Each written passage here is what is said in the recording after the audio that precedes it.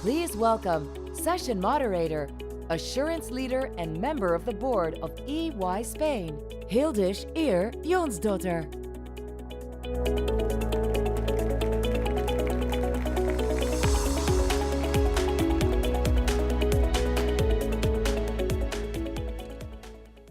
Will not need this. Good morning and welcome to our session on the fourth industrial revolution. It's great to be here. So my question is if you are ready for a revolution, a technology revolution, because it's coming. Representatives from the telecommunication industry, they tell us that their technology is about to take a giant leap. But even before that, today, I am pretty sure that you have already used your smartphones several times, right? Beginning with a wake-up call. Then you probably checked your emails, your social media accounts, you browse the headlines of the news, and it's only 9 o'clock in the morning. By the end of the day, it's very probable that you will have further used your device, obviously to make phone calls, that's a given, but also maybe you count steps, you convert currency, and for sure you're going to post a picture with your IWF friends. Before this session, we asked you a question. We asked you how many times in one single day do you use or check your smartphone? 5 times? 20 times? 50 or more? Well, that's quite impressive. That surprises me. Very impressive crowd. Good for you. I obviously have a lot to learn. Almost 50% of you only use your cell phone 20 times a day. That's not my case. Well, brace yourself, because this is just the beginning. As I was saying, 5G is coming. Technology is being revolutioned in the telecommunication industry. 5G, or the fifth generation, is going to allow for data to be transferred more quickly and in more quantity. It will reduce latency or lag time. And what exactly does that mean? Besides the fact that we will be able to download our high-definition movies in seconds rather than in minutes, which is obviously a good thing. But the effect will be much more than that. On the one hand, your device, your handset, is going to be much more efficient, and it will be opened up to new uses that you can't even imagine. But on the other hand, and much more importantly, this huge upgrade in data transmission will have effects way beyond the way you use your handset. Because massive data transmission is going to push and enhance in the development of other technologies. So we're thinking artificial intelligence, we're thinking nanotechnologies, robotics, 3D printing, and a whole new set of technologies that haven't even seen the light of day yet. Mr. Klaus Schwab, who is the gentleman that introduced the term of the fourth industrial revolution, he says that this fusion of technologies is going to blur the boundaries between the physical, the digital, and the biological spheres of our lives. And he further goes on to say that this is something that has the potential to improve the lives of people all around the world. But others have raised concerns, significant concerns. We're thinking, who is going to have access to these technologies? Who is going to benefit from these technologies? What about security issues? Will this bring us all closer together, or will this divide us even further than today? These are all big questions, and today we have a privileged panel of experts to debate on those questions. So please help me welcome on the stage, first of all, the Director of Industry Solutions for IBM Europe, Cristina Caballé.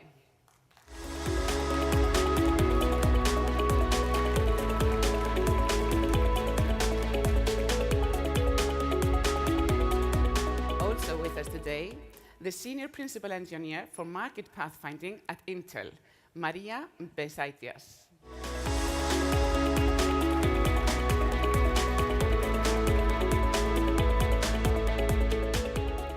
Please give a warm welcome as well to the Global Chief Innovation Officer at Dentons, John Fernandez, our only male speaker.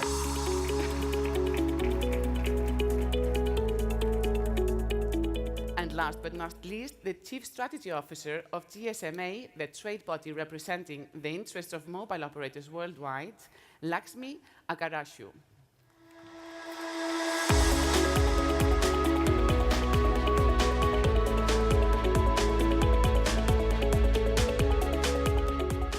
So good morning to all of you. First of all, I would love to hear from all of you, what is the most exciting aspect of this technology? Maria, let's start with you. So, as we heard from Enrique in the opening remarks, 5G promises a kind of proliferation of data, and the industry is extremely excited, in particular about the machine-to-machine communications that are going to become possible really for the first time ever. So, mobile robots in factory settings, really reinventing the factory setting, autonomous vehicles, drones are all really exciting new entrants. My work, however, is about humans and how human capabilities change in a landscape that really involves much more compute and communications power. So I'm really excited about technologies that include visual medias and how visual technologies, including augmented reality and virtual reality, will come to reinvent the ways in which people communicate, the ways in which people participate in the world, the ways in which people collaborate in enterprise settings. I'm equally excited and also cautious about artificial intelligence and the fact that this is not another hype cycle. There is a maturation of artificial intelligence algorithms and capabilities that are real, that are already entering the market, and will really change how people interact with systems in the world. So the promise of AI is personalization, and I think that that's an exciting kind of offering that 5G is really going to drive. That is true. And John? Yeah, I share a lot of the cautious optimism. I mean, the transformation that's happening, we all experience it on a very personal level. The connectedness. I mean, I travel quite a bit in my work. I love the fact that I can, FaceTime with my children and my wife, no matter where I'm at, and that is a pretty remarkable thing. To me, I think, from a policy perspective, and some of you know that I've spent a lot of time in the political arena, and I think there's some tremendous opportunities here for radically increasing the quality of life, the standard of living for people all around the world. But with that, there comes so much uncertainty in terms of who really owns the benefits from the economic change. And I think that's an unsettled question, one that's going to take all of us as leaders being very engaged in this conversation and debate about how we sort out the benefits of all of this change in terms of how it affects our economies and our social compacts. Thank you. Christina? Yeah, well, I think that this fourth industrial revolution is completely different from any other revolutions we've lived, because mainly other revolutions were marked by one invention. So we had the water and steam power, we had electricity, we had the PLCs appearing also in the third industrial revolution.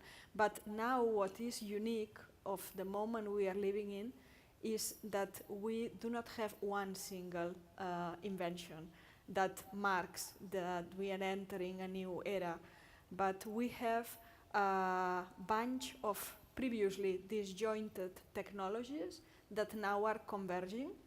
And you mentioned before the convergence of the biological, the digital, and the physical world. And this is what we call the cyber-physical systems. So the appearance of these cyber-physical systems means that thanks to 5G technologies, we are accelerating and empowering and fueling the development of technologies in very diverse fields that will affect all industries in the world. It will affect robotics, artificial intelligence, nanotechnology, biotechnology, quantum computing, which is the promise of infinite processing power. We will have the Internet of Things finally, so thanks to 5G technology we will be able to connect devices from everywhere, and they will consume very small power. And all this together is what, all this convergence is what made in 2015 Klaus Schwab define for the first time, we are living the fourth industrial revolution. Just to give you an idea on practical terms, we will be able to download things almost instantaneously on our mobile. If we want a video, we will not have to wait. It will automatically be in our mobile. And this will not consume power battery. We will have 4 times more power because the processing times of the information between the mobile phone or the devices and the tower cells will be very small. This means I will charge my mobile once every month, not every day. This is something, That would be good. something worth noting. And I wanted also to share with you on a personal basis that 20 years ago I was contributing to the development of the 3G technology, the 3rd generation. And I'm thinking 20 years passed already, and now we are already at the 5th generation. So the pace of revolution is shortening from one generation to the other.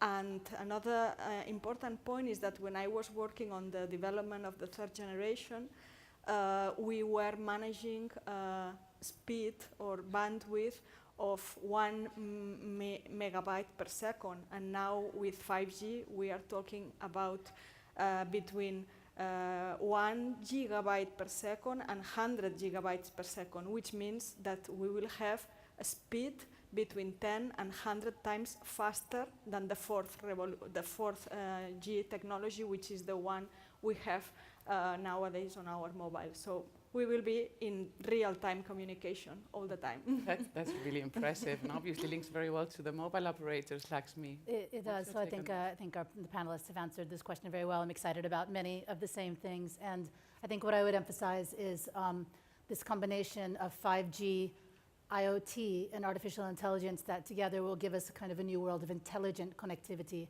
So Maria mentioned that the age of machine-to-machine communication is upon us. We think that by 2025, there'll be over 25 billion devices or things connected with each other. And just to be able to connect all these things and manage these things will require a lot of artificial intelligence. Of course, AI will be used in a lot of other services as well that Maria also described. But for AI algorithms to be successful, they need a lot of data, and they need that data to be transmitted very quickly, and they need the response from the algorithm also to be fed back very quickly. And so this type of real-time communication is really important. So 5G is really going to be one of the most important aspects or things that is able to connect a bunch of things together, provide a really thick pipe in order to transfer a lot of data, and also to provide that low latency for the real-time responses and communication that is going to be transformational for society, really. It will. So both Laxmi and Christina, they have explained how artificial intelligence will be built into many industries, different industries. So John, the legal profession is maybe not one we would expect to be more impacted, but maybe you can elaborate a little bit further on that. Yeah, when people think about innovation, change, they usually don't think of the legal industry. And, I think most lawyers, I say that lovingly, I'm a lawyer, married to a lawyer, but we're not the most dynamic organization when it comes to how we work, but we're seeing that significant changes in the last few years with machine learning, a lot of the more mundane tasks that used to be a rite of passage in terms of your professional training of spending, long weekends and nights reviewing documents. Now we can use technology-assisted review that can scan documents in seconds, saving our clients a tremendous amount of money and enabling us to focus on more of the higher level kind of insights that we need to draw and the kinds of things that the machine can't do in terms of creative problem solving. But I think the industry in general, there's a larger question and challenge is that when you think about the speed and velocity of change, this fusion of different kinds of technology and industries and sectors that's happening right now, is we really don't have collectively at a government level, at a global level, the kinds of rulemaking and legislative policy making procedures that can keep pace. So there's a tension about who's writing the rules. Is it a democracy? Is it the government's fueled by their own people that are setting the terms? Or is it the industries who have the dominant position in terms of control over this technology? And that's a tension that we need to work through, and there's a big legal questions and policy making that remains unsettled. You mentioned the velocity of change. Obviously, the speed will depend completely on the full deployment of 5G.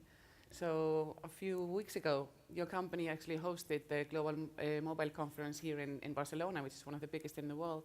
What were the key takeaways, and when can we expect the 5G to be fully deployed? I think this year, more than ever, at Mobile World Congress, 5G was really talked about as a reality instead of something hypothetical. We've seen a couple of significant launches this year already, the US and South Korea. We're going to see a bunch follow pretty quickly. I think there's already about 87 announced launches that will happen over the next couple of years. The other thing that was really interesting at Mobile World Congress this year is that we had a lot of governments and regulators who participated, and we heard them speak about 5G as critical infrastructure. And that was really cool. And I think that for delegates who came from more developed countries, they spoke about 5G in conjunction with the global digital economy and the fact that the countries that are first out in the 5G race would be the ones that had kind of the first mover advantage when it comes to being able to capture the value in the digital global economy. The mobile economy has already today contributes about $3.2 trillion to the global economy. And with 5G, we're expecting another $2.2 trillion to be added in the next 15 years. So first movers will have first advantage there. When it comes to the developing regions, we heard 5G also talked about as critical in terms of expanding coverage into uncovered areas. So some of the capabilities of 5G, like fixed wireless access, which is a fraction of the cost of rolling fiber out, will really be able to enable efficient and cost-efficient rollouts into areas that don't have coverage today, which will, of course, help to democratize connectivity in some of these regions. Yeah, the coverage of the uncovered is very important. So we have a polling question for the audience. If you go on your app and scroll down, our session is the fourth industrial revolution. And the question is, do you think the coming technology revolution will promote equality, increase inequity, or have no impact? And while the audience responds to this question, Laxmi, Maria, as you mentioned, there is already a digital divide in the world. What do you think 5G will have an impact? Will it increase that division or reduce it? Maria? I think it's going to do a little bit of both, in all honesty. I think, in the near term, this is a major investment space for industry. So the cost to the various ecosystem entrants is huge. And that's going to mean in the near term, we're likely to see a fair amount of inequality. We're likely to see 5G deployed in regions where there is a market for 5G and where people can pay, the kind of cost that's required for those speeds and feeds, as the industry says. Over time, the hope is absolutely what Laxmi started to describe, which is these new wireless technologies actually have amazing potential for deployment in parts of the world where we have not been able to establish connectivity. So, so the hope over time, as the cost structure really kind of resolves itself, is that becomes a lot more possible for industry and also in the interests of some of the ecosystem players. But I think this comes back to a point that John made earlier, which is that industry is calling the shots right now. I don't think the government bodies are doing as much as we would like for them to be doing in terms of exerting control and exerting directions on how industry sees incentives. So we are going to be really relying on key industry partners to acknowledge the fact that establishing kind of markets with a longer term view is really critical in everyone's interests. No, I completely agree. I think it will be both, as you say, Maria. So I think that, so again, going back to mobile technology, since 2014, the mobile industry has connected over 700 million new subscribers. So, and I think there's over 1 billion people who now have access to the internet that didn't have access before since that time. So obviously that helps to bring a lot of people into the digital world and helps to close that digital divide. Having said that, of course, there is the gap continues. One example of that is in gender. So especially in low-income or middle-income countries, we see that women disproportionately have less access to mobile telephones and this technology. And we also see that this gap increases when we go into more complex use of the phone, for example, to download apps and things like that. So the technology will come, it will enable a lot of new access and new services, but probably the uptake will happen first with, the first movers will be the educated, the people who already are economically, well-funded, and probably disproportionately men. Let's see what the audience thought about the question. Let's see if we can get the results up on the screen. Wow, 50-50. So it's exactly what you were saying. It will go both ways. That's reasonably optimistic. Reasonably optimistic, isn't it? Yeah, that's encouraging. But, it's interesting, but I'm not surprised in some regards because that's the way it was with some of the early developments in the telecommunication, at least recent digital changes. And you can have both those things happening at the same time. So if you think about it globally, where you have less developed countries, there's a leapfrog potential that can radically, accelerate the adoption of some of these digital technologies. We see this already, where emerging economies are actually moving faster and leapfrogging over some of the more developed countries in adoption of new ways of doing commerce, using their phones for digital transfer of currency, et cetera. But then in the developed countries, you still have this kind of tension, and the divide grows. And I was a mayor of a small town 20 years.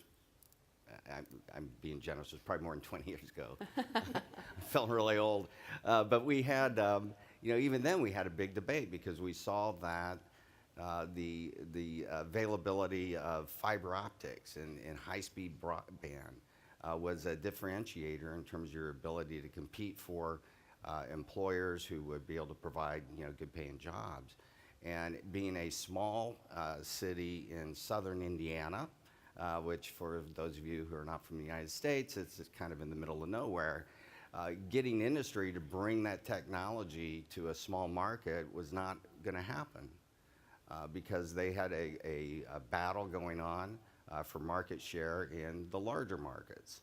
And so, so while you see that leapfrog potential in some places, you're going to have more of that tension about where the technology is going to be deployed even within the developed countries, and that's where there's a lot of tension. Yeah. I think there's a big question around the financing of the 5G because obviously the operators, we're always seeing monthly flat fee, and that's definitely not going to pay for 5G, is it?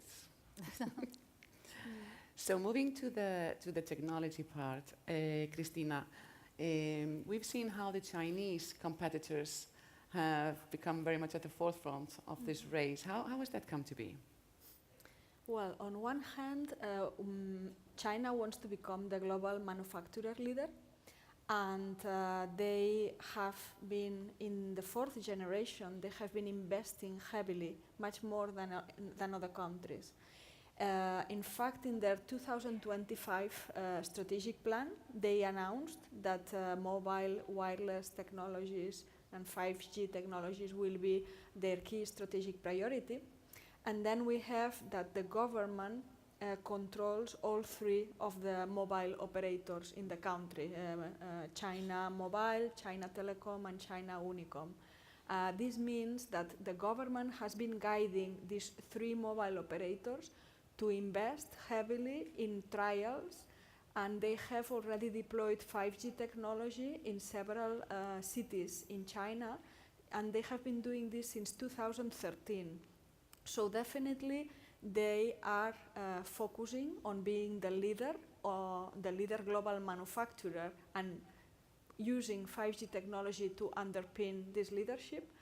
And when you talk to the Chinese operators, they say we are following the guidance from the government, so we are implementing policy, government policy.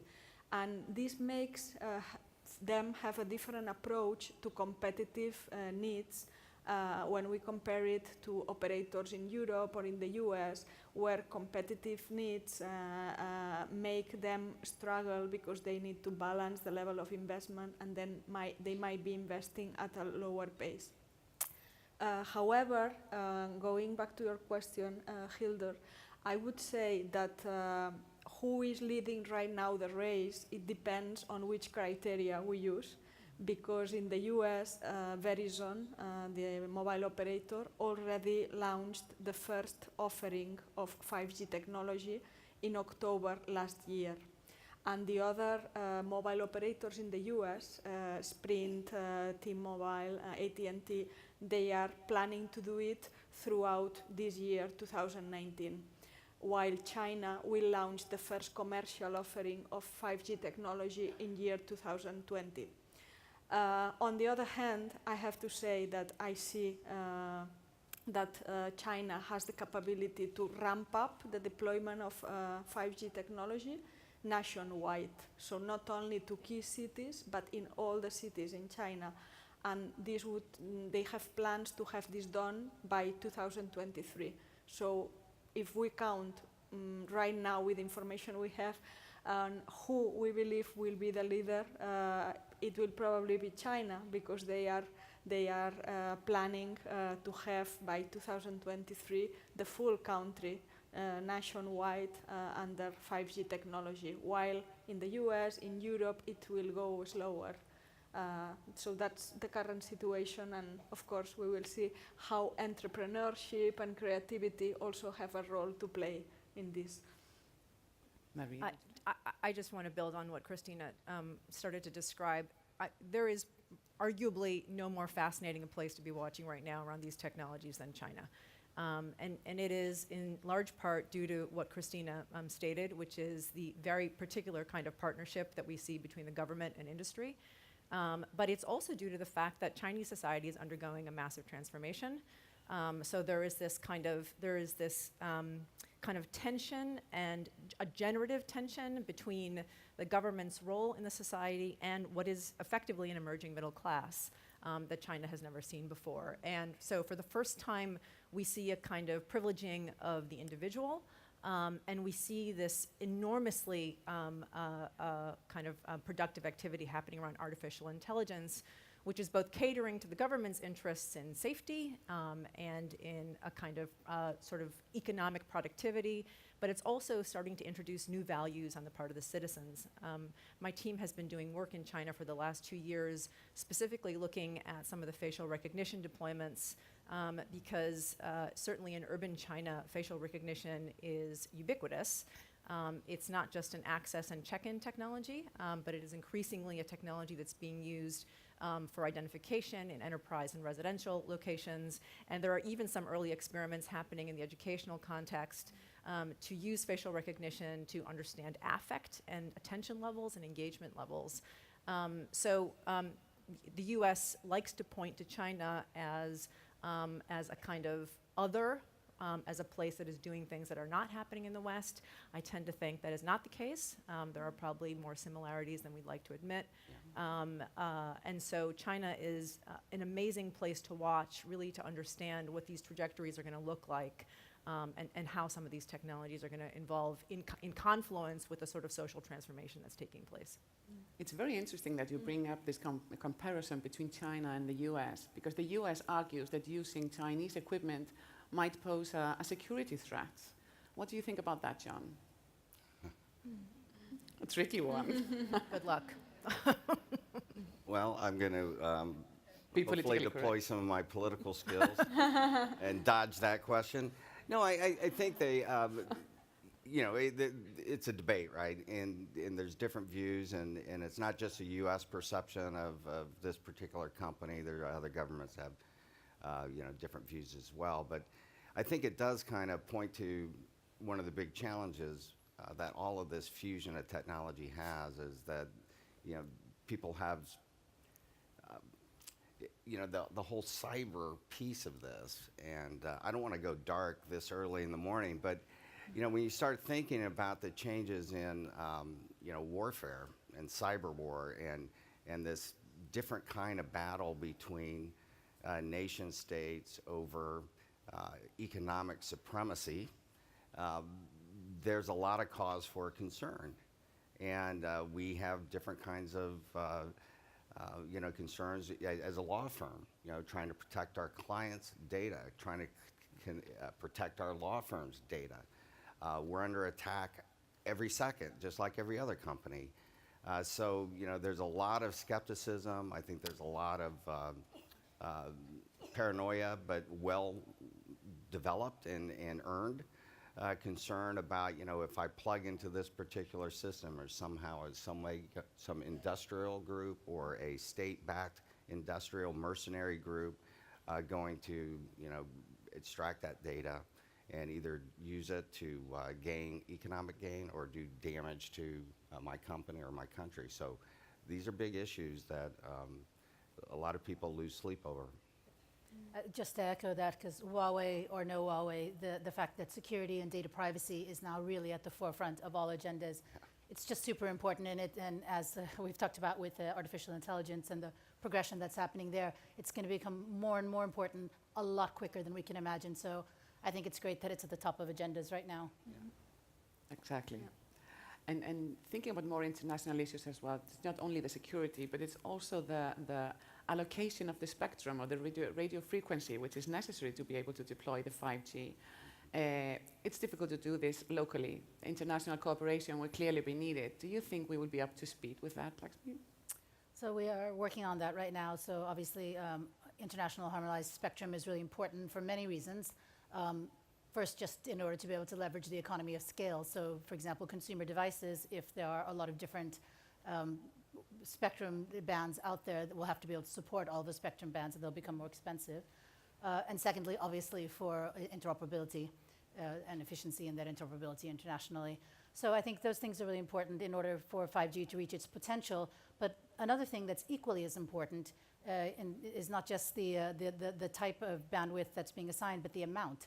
So again, for 5G to reach these kind of performance breaking levels that we've discussed about low latency, we also need to have much wider bandwidth. So with the earlier technologies, with 4G, for example, you need 20 megahertz channels. With 5G, you're going to need at least 100 megahertz in the lower bandwidths, and then probably 400 megahertz channels in the millimeter waves. So it's really important that governments and regulators allocate this wider amount of spectrum.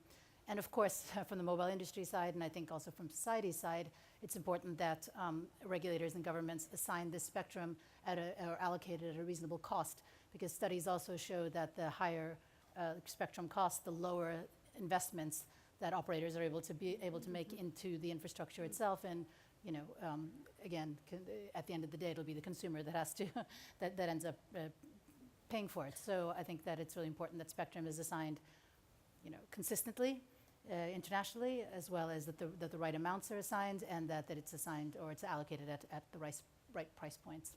Yeah, we don't go back to these incredible spectrum auctions we've been seeing in the last decade. Yeah. Absolutely. So changing a bit the subject, Maria, some worry that the next generation of technology will enable autocrats, allowing repressive governments to monitor and limit their citizens every moment in their real life. How concerned are you about that? Very concerned. We always kind of, autocratic governments are fast to consume new technologies and to use them to their interests. But an equally pressing concern for me is the ways in which these technologies will enter into societies that are democratic societies, and reproduce kind of dynamics that sort of look and feel that are challenging in terms of our conventional notions of freedom of movement, freedom of speech and expression.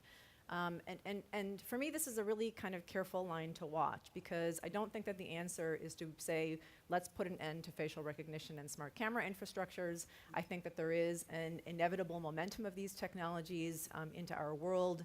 And I think it is much more empowering for us to take the stance that to the extent that data will be defining the next generation markets, that we need to find ways in which for people to participate safely and productively in those markets. So I'm much more interested in questions that have to do with end user control over data, and how people can participate in those markets in an empowering way, and how they can ultimately kind of extend themselves into data worlds. So I think we are well past the point where we can talk about whether or not humans are in or out of the digital world, right? That blurring that Enrique described in his opening remarks has already happened.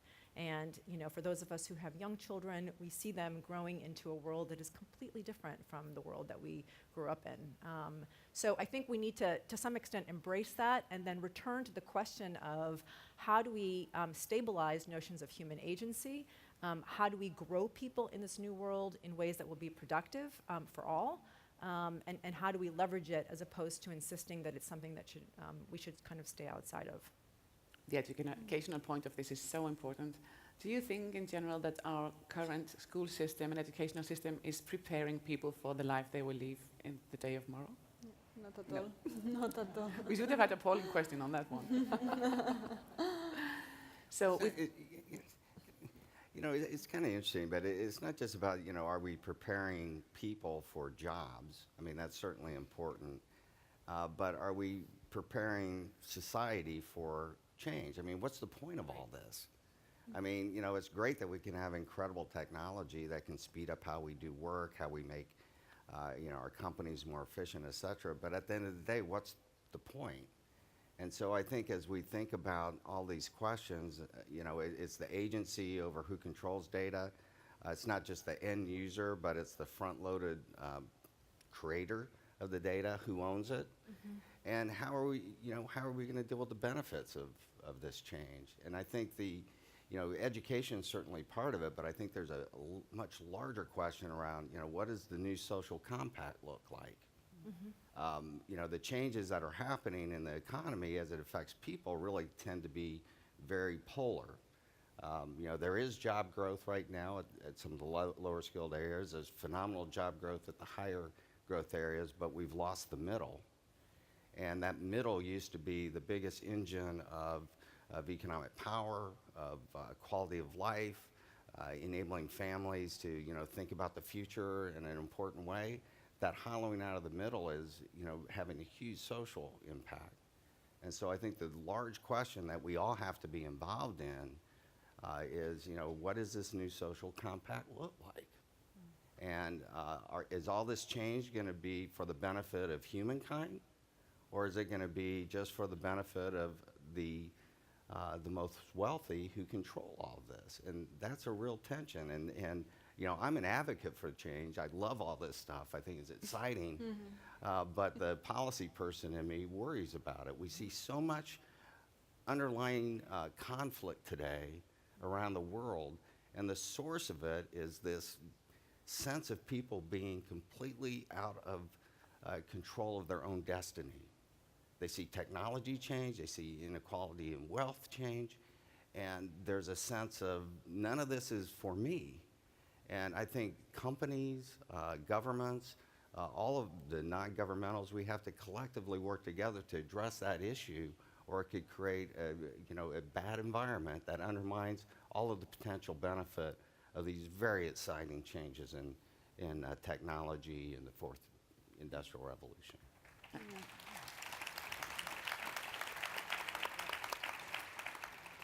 At the end of the day, it boils down to the fact that everybody needs to be able to make a living and to be part of society, right? So we have a polling question related to that.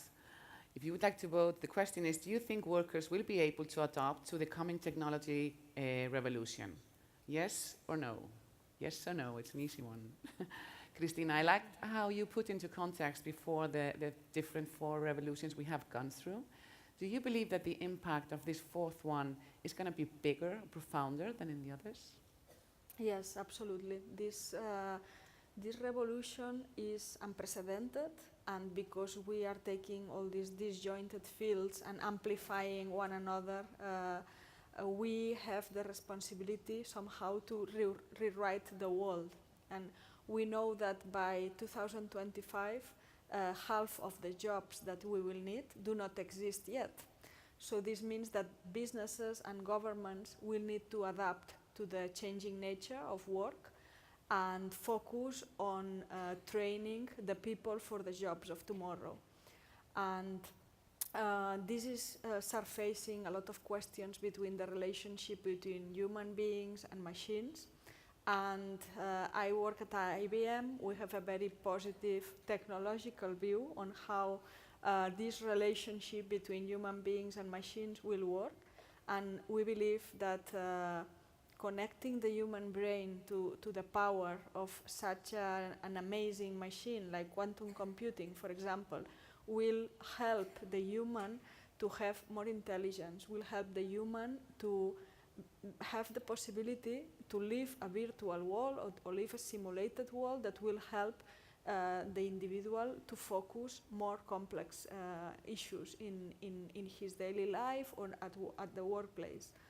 Another important thing is that we see the human collaboration with machines in the way that there will be, by 2025, a new skill set that will be needed, but a skill set that will be completely complementary to the new technological developments. And this new skill set can be summarized by complex solving skills, critical thinking, creativity. We will see a big revolution of art, people skills, so we will go back to the basics, and it will be very much valued that people are able to connect with other human beings in being empathetic, understanding their feelings. And then of course we will see, we will continue seeing that STEM fields, so science, technology, mathematics, and engineering will continue flourishing, so that's why it's so important also that we create a less biased society, or ideally a non-biased society where everybody can play in a STEM fields. We are seeing now also the word SMAC that appeared, and SMAC stands for security, social, mobile, analytics, and cloud computing. So these fields will also be very important, and developing skill sets around that will be crucial. And finally, I would like to say that in this new society, we will need interdisciplinary knowledge. So people who will be able to pick up pieces of information from all these fields that will connect to each other, and people who will be able to interact with machines, but at the end of the day, make informed decisions. So it will be very important to have this interdisciplinary knowledge and these critical thinking skills in the jobs of the future. Except if I could just comment on that, we've seen certainly in the US a massive emphasis on STEM in the last number of years. And as a humanities trained researcher, I think that emphasis has come at the cost of our humanities and social science investments. So when we talk about critical thinking, I don't think we're talking about the STEM disciplines. I think we're talking about disciplines that are presently and increasingly underfunded in the United States, and then we need to kind of think about our children's education in a much more holistic manner.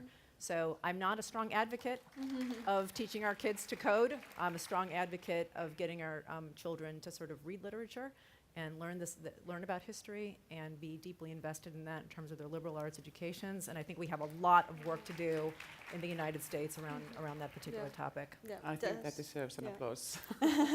Just to complement what Maria is saying, I would like to say that the global level of unemployment in year 2018 was at 5.2%, which is the lowest level we have seen in the last 40 years.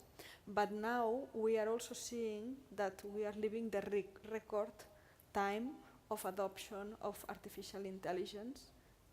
So I would like to say that high tech and high unemployment is not mutually exclusive, because we are living it now. So we have never been so advanced in the technologies we described, and we have never been at a point in time where the global unemployment was so low. So we should have, of course, the concerns on the challenges that we will face, but we should also have a very positive mindset for all what is to come, because it should really help to build the global village, and it should help to jumpstart rural economies, and it should help to create a more inclusive world, in other words, and less bias, a more equal representation of everyone in the pool of talent that is needed to run this transformation throughout the world. I'm glad to hear that optimistic view. It was becoming a little bit dark.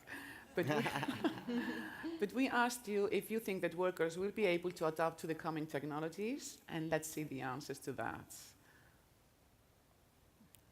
So 70% believe yes, because you have a very optimistic view of, of people. But I think it's nice to hear. But I would like to pick up on something you said. You said that the skills that will be needed for the future will be creativity, people skills, analytical skills, interdisciplinary knowledge and thought. Many of those skills are many times related to women. Do you think that all this may be an opportunity for women in the future? Do you think they are better prepared from a personality perspective to face these technology changes?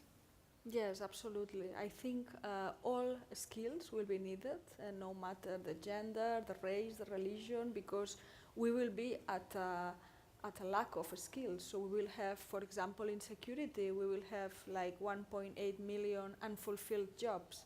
So we will definitely need all the talent that is available in the world, and no matter gender, no matter the race, the procedence.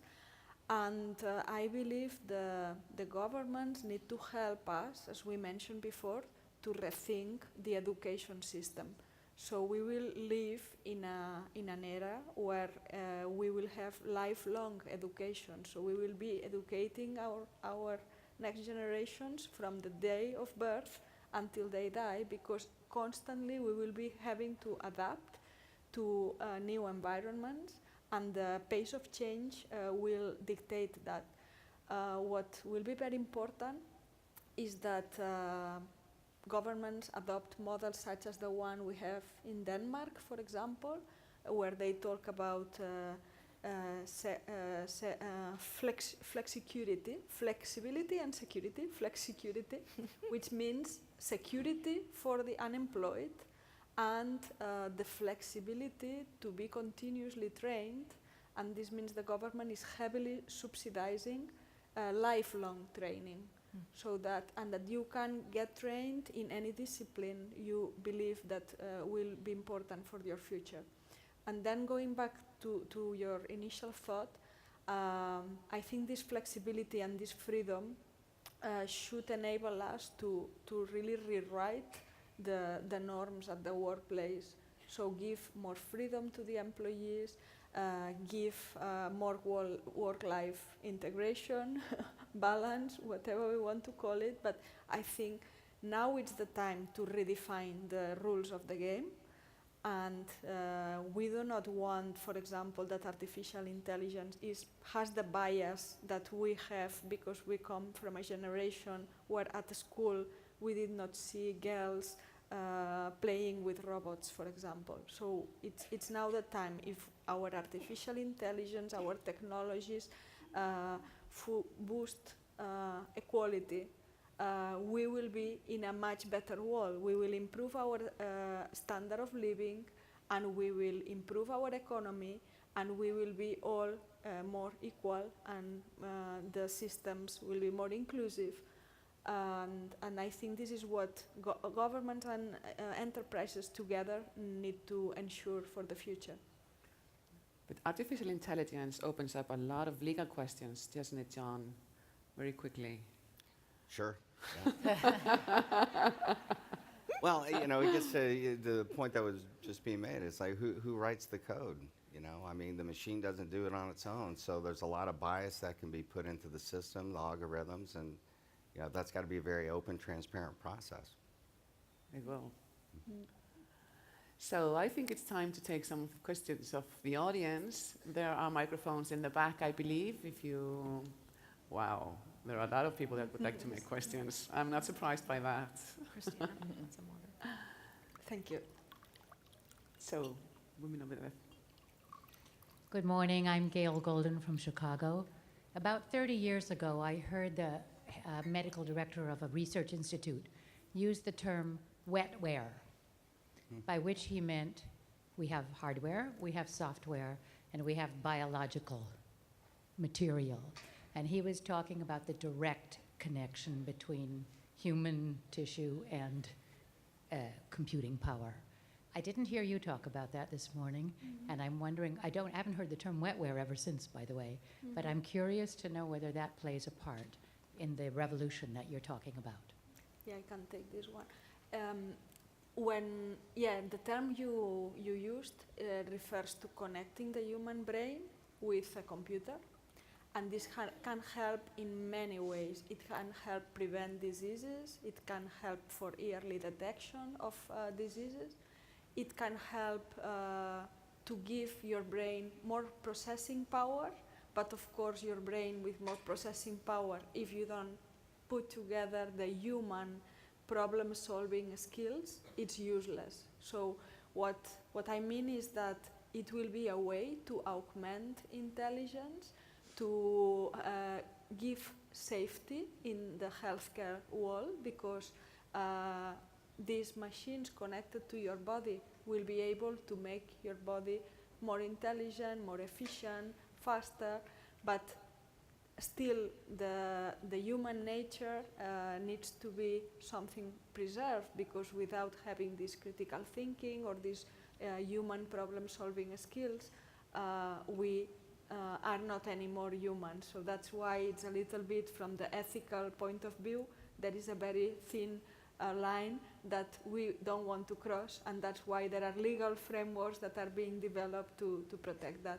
But indeed, the term you used is more and more used in the healthcare industry, and it's the promise that we will be living much longer, so our expectancy of life will be much longer, and we will be healthier, and our mobile phone will let us know when our blood pressure is too low or too high, so we will be much more in control of our bodies. That right now, to many of us, sometimes our body is a completely unknown, and we only are aware of our body when we feel pain. So this is something that will radically change, and I think it's one of the best things that the new technology will bring us. So let's take another question from the audience. For the sake of time, let's try to keep the question and the answer brief. So then let's continue. My name is Gabriel. I'm this rare species of electrical engineer majoring in IT from Germany, and I was driving transformation all my life. And for a long time, I was building 3G and 4G networks all over the world, and I truly believe that the digital divide we can only handle by giving access via mobile communication. And I would like to challenge you a little bit on 5G, because you have not mentioned that 5G uses a frequency which is requiring very small cells, a lot of towers, a lot of antennas, and actually by rolling an infrastructure project out like this, I don't think that you will cover any place outside of a city. This means we will even grow digital divide. And you have not mentioned technologies which are out there like OneWeb, SpaceX, or Amazon just mentioned that they are going to launch satellites, and I think we need to rethink of doing infrastructure projects and maybe using air, or maybe using the possibility to do mesh networks via planes to provide high-speed internet to everybody, because we need to educate on a very, very fast space people all over the world to come along with this new technology in order to divide in order to avoid digital divide. So I would like to hear a little bit about how you're looking at these projects and avoiding roaming costs and everything that I guess you will see as well when you're going back to your countries, because this is exactly the way how we're doing business currently, and we should stop this. Well, thank you for your question, Laxmi. I think this one is yours. I could try to be brief about it. I know you want the answers to be brief. Of course, I think this is really important, and the mobile industry is really looking hard at this. CapEx has traditionally always been one of our biggest problems. Mobile operators invest hundreds of billions of dollars each year in CapEx for infrastructure rollout and spectrum allocation and these type of things. Everything that you talked about in terms of partnerships with satellites or the types of technologies are being looked at. Obviously, looking at the base stations themselves to try to increase the energy efficiency. There are some studies that show that 5G could consume 2 to 3 times as much power, and there's a lot of work being done in trying to figure out how to reduce that. Going back to the digital divide question that you asked about and the need for the rollout of microcells, and obviously that will happen first in urban areas. Well, I think the answer to that is, well, first of all, there's a lot of, we see that the initial rollouts of 5G will not be in the densification microcell type environment, but it will rather be on the backbone of existing 4G technology. So every place that has 4G now will probably see 5G coming into it at a pretty steady pace, because just by mounting these 5G radios onto the 4G infrastructure, we're already able to leverage some of the advantages of the new technology. And then, as I mentioned earlier in the panel, things like fixed wireless access is certainly going to be a part of 5G that gets rolled out into rural areas. We already see that happening more in the US. We're going to see that in developing countries as well. So being able to use mobile connectivity instead of fiber to the home will be something that will help to encourage that. Getting back to the question of microcells, they are going to be costly. Densification is costly, and how operators will tackle that, I think we're going to see that coming over time. We do also believe that 4G will be living kind of together with 5G at least until 2030. So 5G is not going to happen as a sprint. It's going to be a marathon, the rollout. Yeah, thank you. Thank you. Next question, please. Vivian Jupp from Ireland. Just at the end of the presentation there, we talked about bias. I'm aware that in artificial intelligence and the development of all these algorithms, it's the vast majority of people who are doing this are men. So bias is bound to be in those systems. So, and we've seen it in other industries where research is done on men and not done on women, for medicines, for example. So what are your organizations doing to ensure that we have better, broader intelligence built into these systems? That's a great question, and it's exactly what our work is all about. I'll direct everyone, if you don't know, the work of Joy Buolamwini, a young scientist coming out of MIT who's been very vocal in the last few months about bias in facial recognition systems, and she is holding industry accountable for reprehensible levels of accuracy in those systems, and systems that are not just making significant errors in terms of male-female identification, but also, and in particular, dark-skinned women who are completely improperly recognized and identified by these systems. So, you know, the stakes are huge, right? Because industry, to a point we made early in the conversation, is moving much faster than government bodies here. These systems are being deployed, and so there's tremendous urgency. So, and then looping back to the question of education and why it's important for companies like Intel and IBM and so many others to have people kind of taking a human-centered approach to these technologies, I think is exactly for that reason. And so, you know, I'm a half-glass full person. You can't do the work that I'm doing at Intel without being fundamentally optimistic and hopeful about what we can do. But I also feel the need to temper a kind of utopic vision about what's possible here, because we have real problems to address in the near term around both on the development side and the deployment side. Mm-hmm. Yeah, so thank you for the question. We have a project that is ongoing, which is the IBM Watson Project Debater, which is artificial intelligence, but in human language, in natural language, you can debate with the machine. And the machine is completely unbiased, because we have algorithms that removed bias and made sure that the conversation you can have with the debater, with the Watson debater, is completely unbiased. And we are already launching it in some of the cities in the United States.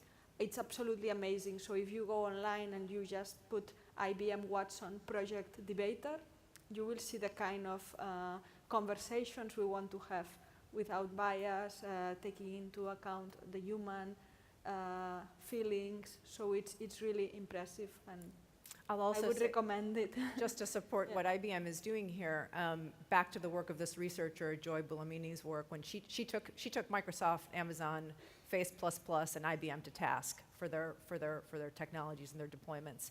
And IBM was the first to respond, to say, we recognize what you're pointing out, we are committed to repairing our gaps here, and to really doing better by what society is doing. So that's great. I think we need kind of more attitudes along those lines for companies who are actually developing those systems. Not everyone is responding exactly that way.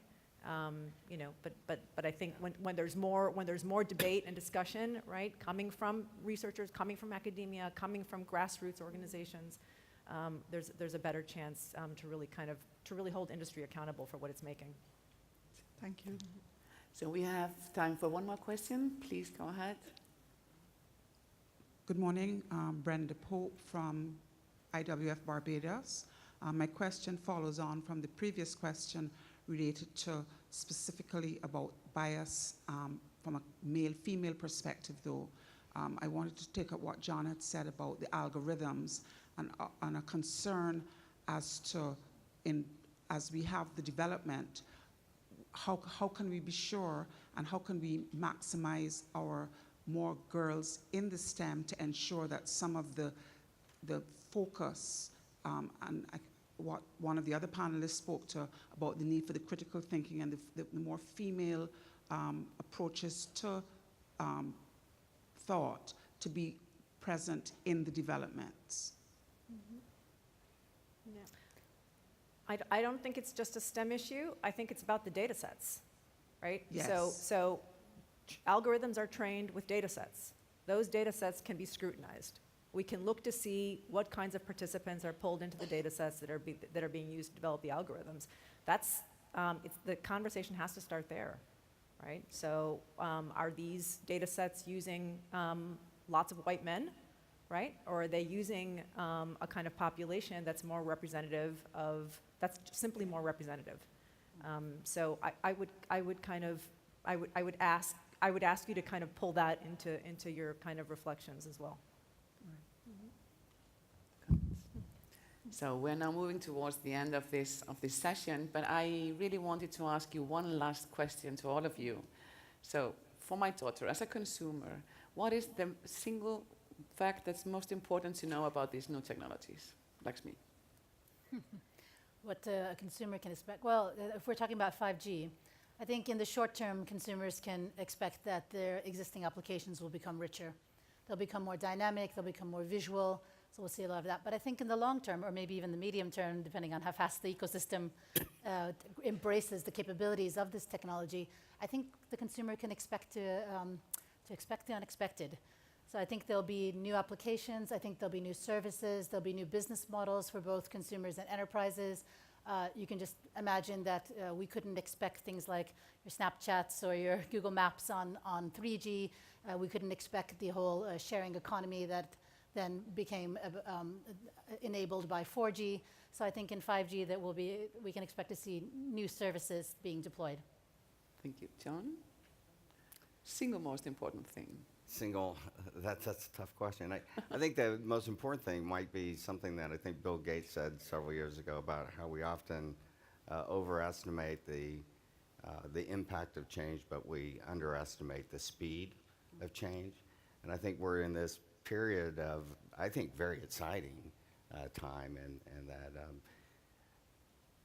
the outcomes are yet to be determined, and all of you, fortunately, have a role to play in determining those outcomes. So look forward to working with you to do that in a positive way.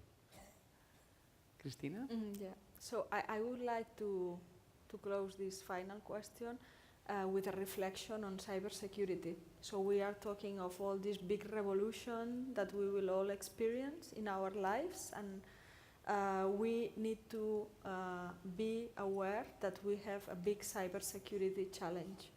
And I just pulled together some data on that because, as we mentioned before, because 5G technology will be such a fast wireless communication environment and processing power will be almost free, this means that we will have 20.8 billion devices connected, interconnected in the world, and we will then open new challenges that we all need to be aware as consumers, Like, for example, we will see, as Gartner predicts, in 2020 we will see 5 billion personal data records stolen in the cybersecurity world.